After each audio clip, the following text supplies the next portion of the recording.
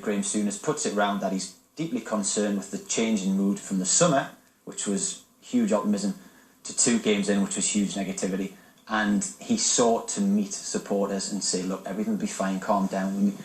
The mood can't move that fast.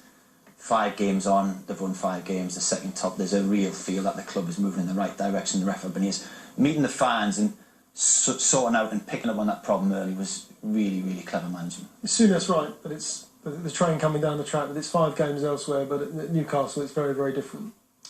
Not so much now, because I mean I think we've got used to a Newcastle underperforming in front of you know, the most loyal fans in the country. I say that as a Newcastle fan, but as a Newcastle fan, I feel very fortunate that we have Rafa Benitez in charge.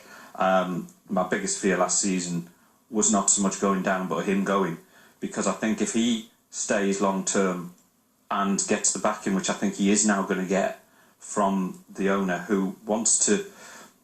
It might not be a popular thing to say with Newcastle fans, but I'm getting the impression that the owner really does want to turn things around, want to make this work. He doesn't want Newcastle United to fail. He goes about it the wrong way too often. I think he's learning. They're trying to be more media savvy and PR-wise get better. Is that relevant?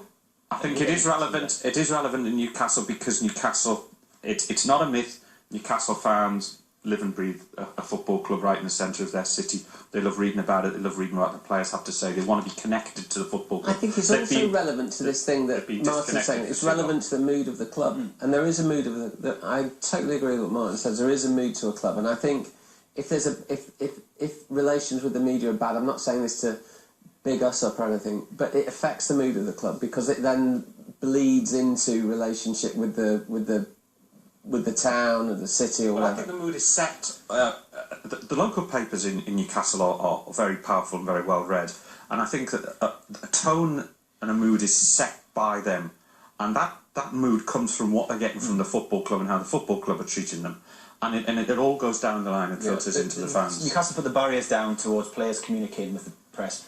The players that got some of the players that got some of the this comes back to Newcastle being a little bit different. Some of the players that took Newcastle down last season were absolutely despised by the supporters. This season you've got Matt Ritchie's song emanating yesterday, who's come out and speaks really well and is a very good footballer. By the way. Sorry, definitely not.